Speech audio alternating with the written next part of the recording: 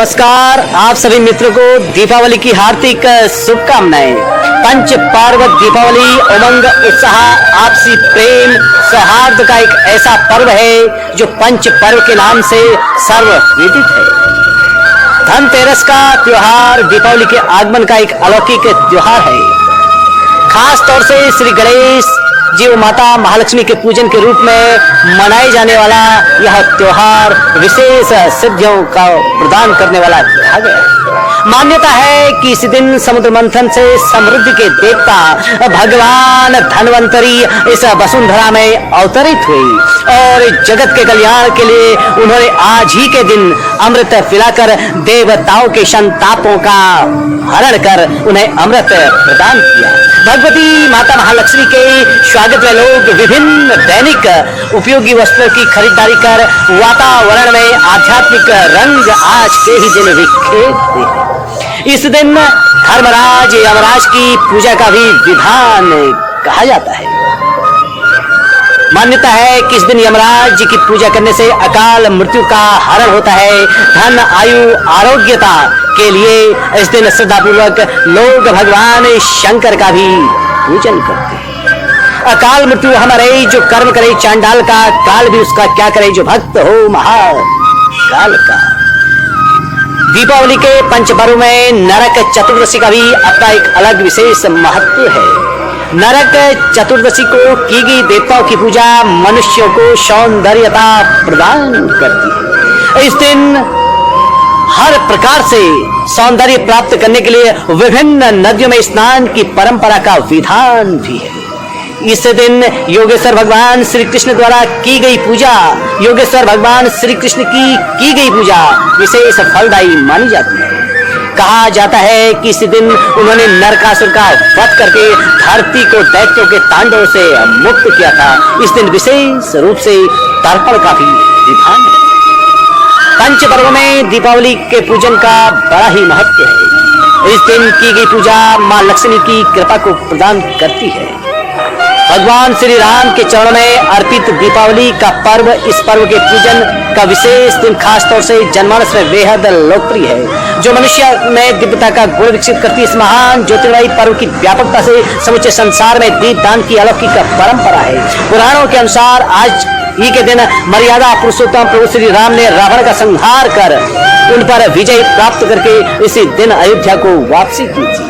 उनके आगमन की खुशी में यह त्योहार आज भी भारत की भूमि में ही नहीं बल्कि समूचे संसार में आस्था के साथ मनाया जाता है। आज ही के दिन श्री हरि विष्णु ने वामन रूप धारण करके दैत्यराज बलि से दान स्वरूप समस्त भूमि प्राप्त करके उन्हें पाताल का राजा बनाया। इस दिन मनुष्य सहित देवताओं को यश, साम्राज्य, संपत्ति आदि सहित महालक्ष्मी की महान कृपा प्राप्त हुई, जिसके कारण इस पर्व का महत्व और भी बढ़ जाता है। इस महान दीप पर्व का अर्थ यही है, अस्तो मां सद्गमयः तमसो मां ज्योतिर्गमयः, अर्थात यह दीप पर्व हमारे जीवन को असत्य से सत्य की ओर और अंधकार से प्रकाश की ओर सदैव बढ़ाता रहे। गोवर्धन पूजा भी पंच पर्व का एक परम अंग है। यह पर्व अन्नकूट गोवर्धन पूजा के नाम से प्रसिद्ध है। दीपावली के ठीक दूसरे दिन गोवर्धन की पूजा की जाती है। यह पूजा भारतीय संस्कृति में अद्वितीय है, जो प्रकृति के संरक्षण व संवर्धन का संदेश देती है। गाय की पूजा करके इस दिन लोग अपना जीवन धन्य करते हैं तथा अनेक प्रकार के व्यंजनों को बनाकर जिसे अन्नकूट के नाम से जाना जाता है, इस दिन बनाया गया।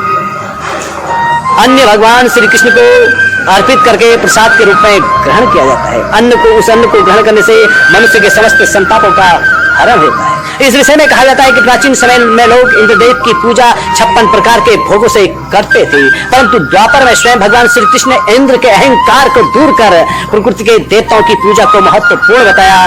तब से प्रभु श्री कृष्ण की पूजा का क्रम बड़ी श्रद्धा के साथ चला रहा है। इस दिन भक्तजन गोबर से बने हुए पर्वत आदि की पूजा करके भगवान श्री कृष्ण की कृपा को प्राप्त करते हैं, जो उल्लास का प्रतीक है। पंच महापर्व का पांचवा पर्व भैया दूज वो यम द्वितीया के नाम से प्रसिद्ध है। भाई बहन के पवित्र रिश्तों का प्रतीक यह पावन पर्व बड़े ही महत्व का है। इस कारण से भैया दूज भी कहा जाता है। इस त्योहार के माध्यम से प्रत्येक बहन अपने प्रिय भाई हेतु दीर्घायु की मंगल कामना करती है। इस व्रत के संदर्भ में पुराणों में वर्णन आता है कि सूर्य पुत्र यम और पुत्री यमुना जो कि आपस में भाई बहन थे, बहुत दिनों बाद एक दूसरे से आज ही के दिन मिले थे तथा उनकी बहन यमुना ने यम जिसे नाना प्रकार से आधार करके यह वरदान प्राप्त किया था, स्तुति स्नान ध्यान करके जो अपने बहन के घर जाकर सम्मान सहित मिले और बहन के घर में भोजन और मिष्टान को ग्रहण करे तथा अपनी क्षमता के अनुसार बहन को द्रव्य आदि भेंट स्वरूप प्रदान करे तो उन्हें अकाल मृत्यु का भय न रहे और न ही उन्हें यमलोक की वेदनाएं भोगनी पड़े। कहा जाता है कि इस दिन यमराज अपनी बहन यमी से मिलने के लिए जाते हैं और यदि इस दिन किसी की मृत्यु होती है